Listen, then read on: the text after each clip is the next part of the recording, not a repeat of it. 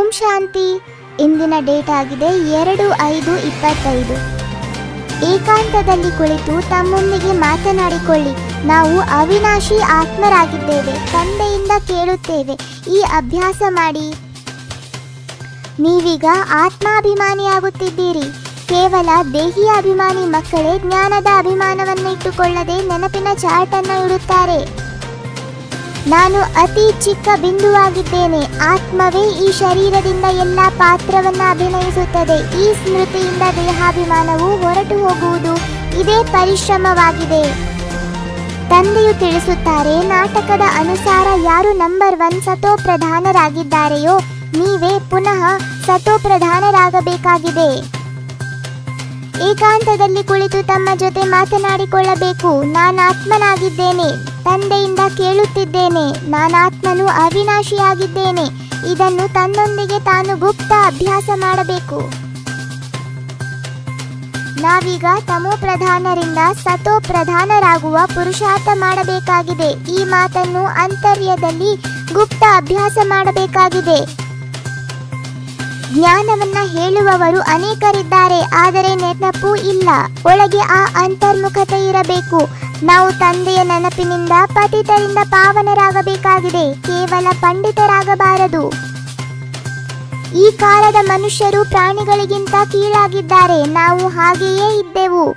ಮಾಯೆಯು ರಾಜ್ಯದಲ್ಲಿ ಎಷ್ಟೊಂದು ದುರ್ದಶೆಯಾಗಿ ಬಿಟ್ಟಿದೆ. ಈ ಜ್ಞಾನವನ್ನು ನೀವು ಯಾರಿಗಾದರೂ ತಿಳಿಸಬಲ್ಲಿರಿ. ನೀವಾತ್ಮಗಳು ಈಗ ತಮೋ ಪ್ರಧಾನರಾಗಿದ್ದೀರಿ. ನೀವು ಸತೋ ಪ್ರಧಾನರಾಗಬೇಕಾಗಿದೆ. ಆದ್ದರಿಂದ ಮೊಟ್ಟ ಮೊದಲಿಗೆ ತಮ್ಮನ್ನು ಆತ್ಮ ಎಂದು ತಿಳಿಯಿರಿ. ಕಲ್ಪ ಕಲ್ಪವೂ ತಂದೆಯು ಬಂದು ಹೇಗೆ ಪಾವನರಾಗುವುದು ಎಂಬ ಶಿಕ್ಷೆಯನ್ನು ಕೊಡುತ್ತಾರೆ. ಆದರೆ ನಿಮ್ಮ ಉದ್ಯೋಗ ವ್ಯವಹಾರಗಳಿರುವ ಕಿರಿಕಿರಿಯನ್ನ ನಿವಾರಿಸಲು ತಂದೆಯು ಬಂದಿಲ್ಲ. ಯಾವ ಮಕ್ಕಳಿಗೆ ಸತೋ ಪ್ರಧಾನರಾಗುವ ಚಿಂತೆ ಇದೆಯೋ ಅವರ ಬಾಯಿಯಿಂದ ಎಂದು ಕಲ್ಲಿನ ಸಮಾನರಾಗುವ ಮಾತು ಬರುವುದಿಲ್ಲ. ಯಾವುದೇ ತಪ್ಪಾಯಿತು ಎಂದರೆ ತಂದೆಗೆ ತಕ್ಷಣವೇ ದೂರು ಕೊಡುತ್ತಾರೆ. ಬಾಬಾ, ನನ್ನಿಂದ ಈ ತಪ್ಪಾಯಿತು, ನನ್ನನ್ನು ಕ್ಷಮಿಸಿ.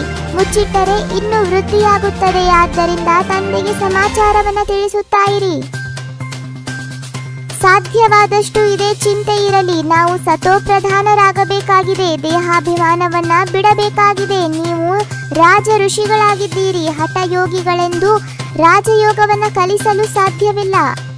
ಯೋಗವಿಲ್ಲವೆಂದರೆ ಅತಿಯಾಗಿ ಜ್ಞಾನ ಹೇಳುವುದು ಪಂಡಿತರಂತೆ ಆಗುತ್ತದೆ. ಇತ್ತೀಚೆಗೆ ರಿದ್ಧಿ ಸಿದ್ಧಿಯು ಬಹಳಷ್ಟಿದೆ. ಇದರೊಂದಿಗೆ ಜ್ಞಾನದ ಸಂಬಂಧವಿಲ್ಲ. ಮುಂಜಾನೆ ಎದ್ದು ತನ್ನನ್ನು ಆತ್ಮ ಎಂದು ತಿಳಿದು ನೆನಪಿನಲ್ಲಿ ಕುಳಿತುಕೊಳ್ಳಬೇಕು. ಪುರುಷಾರ್ಥ ಮಾಡಬೇಕು. ವಾರ್ತಾಲಾಪ ಮಾಡಬೇಕಾಗಿದೆ. ಆತ್ಮವೇ ವಾರ್ತಾಲಾಪ ಮಾಡುತ್ತದೆ. ಯಾರು ಪುರುಷಾರ್ಥಿ ಮಕ್ಕಳಿದ್ದಾರೆಯೋ ಅವರು ನಾವು ಬಹಳ ಚೆನ್ನಾಗಿ ಜ್ಞಾನವನ್ನು ತಿಳಿಸುತ್ತೇವೆ ಎಂದು ಖುಷಿಯಾಗಿ ಬಿಡುವುದಲ್ಲ. ಜ್ಞಾನದ ಜೊತೆಯಲ್ಲಿ ಯೋಗ ಮತ್ತು ದೈವಿ ಗುಣಗಳನ್ನು ಧಾರಣೆ ಮಾಡುತ್ತಾರೆ.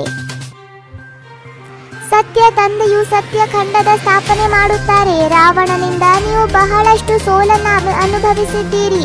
ಇದೆಲ್ಲ ಆಟವು ಮಾಡಲ್ಪಟ್ಟಿದೆ. ಪವಿತ್ರರಾಗಿ ಇದರಲ್ಲಿ ಎಷ್ಟೊಂದು ಜಗಳಗಳಾಗುತ್ತದೆ. ಇದು ಮಾಡಲ್ಪಟ್ಟ ನಾಟಕವಲ್ಲವೇ? ನಾಟಕದಲ್ಲಿದ್ದರೆ ಸಿಗುವುದು ಎಂದಲ್ಲ. ಪರಿಶ್ರಮ ಪಡಬೇಕಾಗಿದೆ. ದೇಹಾಭಿಮಾನವನ್ನ ಬಿಟ್ಟರೆ ನೀವು ಶೀತಲರಾಗುವಿರಿ. ತಂದೆಯ ನೆನಪಿನಲ್ಲಿದ್ದಾಗ ಬಾಯಿಂದಲೂ ಯಾವುದೇ ಉಲ್ಟಾ ಸುಲ್ಟಾ ಮಾತುಗಳನ್ನ ಮಾತನಾಡುವುದಿಲ್ಲ. ನಿಮಗೆ ಜ್ಞಾನದ 3ನೆಯ ನೇತ್ರವು ತೆರೆದಿದೆ. ತಂದೆಯು ಬಂದು ತ್ರಿನೇತ್ರಿ ತ್ರಿಕಾಲದರ್ಶಿಗಳನ್ನಾಗಿ ಮಾಡಿದ್ದಾರೆ. ಈಗ ನಿಮ್ಮಲ್ಲಿ 3 ಲೋಕಗಳು 3 ಕಾಲದ ಜ್ಞಾನವಿದೆ. ಅಂತರ್ಮುಖಿಯಾಗಿ ಏಕಾಂತದಲ್ಲಿ ಕುಳಿತು ತಮ್ಮೊಂದಿಗೆ ತಾವು ವಾರ್ತಾಲಾಪ ಮಾಡಿಕೊಳ್ಳಬೇಕು. ಪಾವನರಾಗುವ ಯುಕ್ತಿಗಳನ್ನು ರಚಿಸಬೇಕು. ವೈರ್ಲೆಸ್ ಸೆಟ್ ಮೂಲಕ ವಿನಾಶ ಕಾಲದಲ್ಲಿ ಅಂತಿಮ ಡೈರೆಕ್ಷನ್ ಅನ್ನು ಕ್ಯಾಚ್ ಮಾಡುವಂತಹ ವೈಸ್ಲೆಸ್ ಭವ. ಯಾವ ಮಕ್ಕಳು ತಂದೆಯ ನೆನಪಿನಲ್ಲಿರುತ್ತಾರೆ ಅವರು ವೈಸ್ಲೆಸ್ ಆಗಿರುತ್ತಾರೆ. ಯಾರಿಗೆ ಅಶರೀರಿಯಾಗುವ ಅಭ್ಯಾಸವಿರುತ್ತದೆ ಅವರು ವಿನಾಶದಲ್ಲಿ ವಿನಾಶವಾಗುವುದಿಲ್ಲ, ಆದರೆ ಸ್ವ ಇಚ್ಛೆಯಿಂದ ಶರೀರ ಬಿಡುತ್ತಾರೆ. ಯೋಗವನ್ನ ದೂರ ಮಾಡಿ ಕರ್ಮದಲ್ಲಿ ಬ್ಯುಸಿಯಾಗಿ ಬಿಡುವುದು ಹುಡುಗಾಟಿಕೆಯಾಗಿದೆ. 21 ಜನ್ಮಗಳಿಗಾಗಿ 21 ಮುರುಳಿಯ ಪಾಯಿಂಟ್ಸ್ ಕೇಳಿದ್ದಕ್ಕಾಗಿ ಧನ್ಯವಾದಗಳು. ಓಂ ಶಾಂತಿ.